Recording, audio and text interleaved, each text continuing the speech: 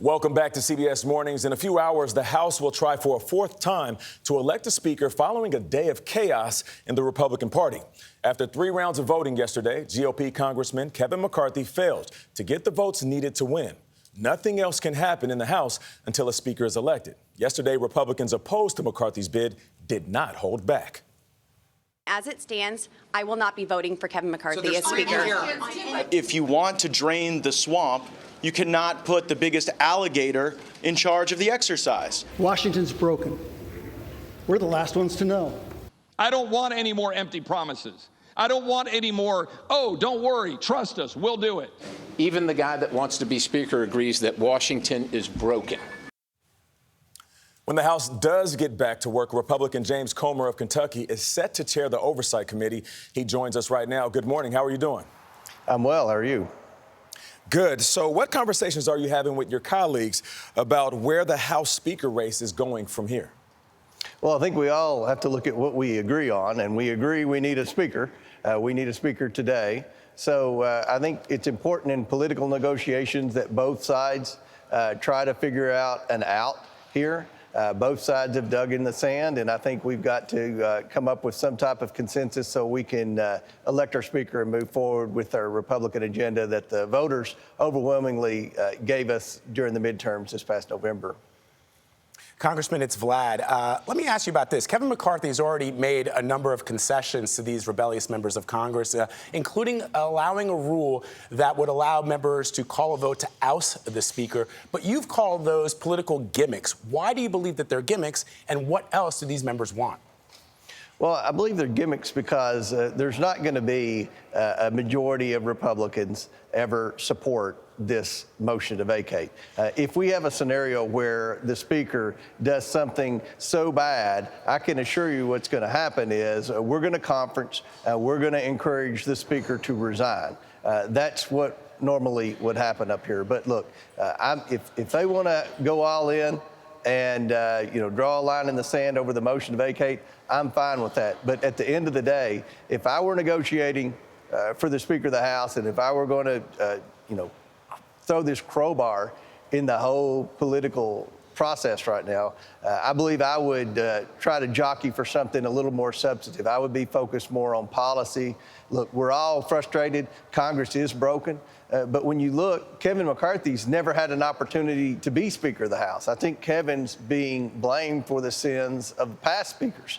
And I think Kevin's gotten the message. Look, if you don't work with all factions of the Republican conference, then you're going to face peril. And I think that was played out yesterday.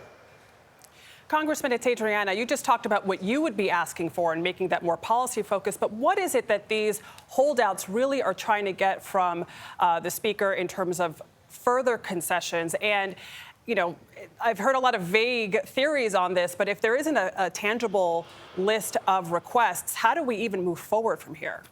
Well, it's very difficult. I've been a part of the negotiations. Many of these guys serve on my committee, and the ones who don't are trying to get on the Oversight Committee this next year. And I really have a lot of respect for these guys. They're some of the most talented members of our conference. They're very passionate in their beliefs. Unfortunately, I believe a lot of this is personal.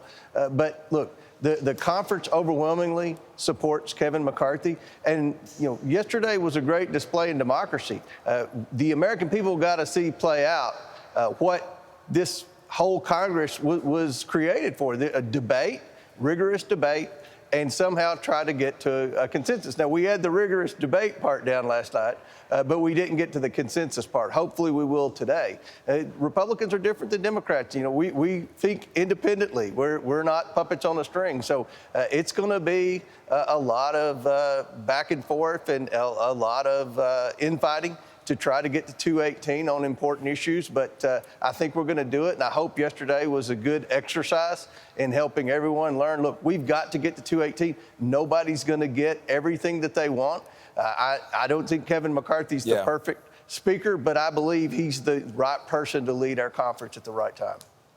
Congressman, yes, Republicans do think independently. I believe that's the reason for some of these fractions that we're seeing amongst the GOP.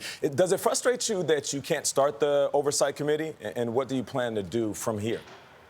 Well, certainly we can't send our letters requesting information. We can't start our depositions. We can't start interviewing people until we become a formal committee. I'm technically not a member of Congress right now. None of us are. So we've got to elect a speaker. The speaker then turns around and swears in all the other members of Congress. Then we'll sit down and try to populate the committees. Much of this stuff is done during the lame duck session between Thanksgiving and Christmas. Unfortunately, we're a little bit behind because of the uncertainty dealing with the Speaker of the House. But look, we've got a big agenda. We've got a very big legislative agenda and a big oversight agenda. And if you look at what's happened in Congress over the past 3 years, we spent hundreds of billions, if not trillions of dollars in the name of COVID. And there have been, no oversight hearings. So we want to get focused on waste, fraud, abuse, and mismanagement in the federal government, starting with our tax dollars. And that's going to be our very first hearing once we officially get the committees populated and can move forward. So, Congressman, just big picture here. How much are you worried that for the first time in 100 years, your party was not able to elect a House Speaker, and what that says to the American people about our government? I'm not worried. I'm honestly not worried. I think that we will get a speaker. I believe it was a great display in democracy. People can see what really goes on. I think there's a lot of misconceptions about how Congress works, that one or two people make decisions and the rest of us follow. But what you saw yesterday and what you're seeing play out right now, this morning and throughout the day, will be negotiations of every member of Congress. A lot of what But Congressman, respectfully, the business of the people cannot be done until you elect a Speaker of the House of Representatives. And so that's why I'm wondering if the American people are going to look and see what is happening here and say to themselves, well, you folks are not really doing the job that we sent you to Washington to do. I don't think one day is going to create any type of hardships for Republicans passing a conservative agenda or providing oversight to the Biden administration. Certainly, I wish we could have gotten the speakership out of the way yesterday. I'm confident we'll get it done either today or tomorrow, and hopefully we can move forward after that. Not a lot traditionally happens the first week anyway. That's optimistic. Let's see how long it takes. Congressman Comer, thank you.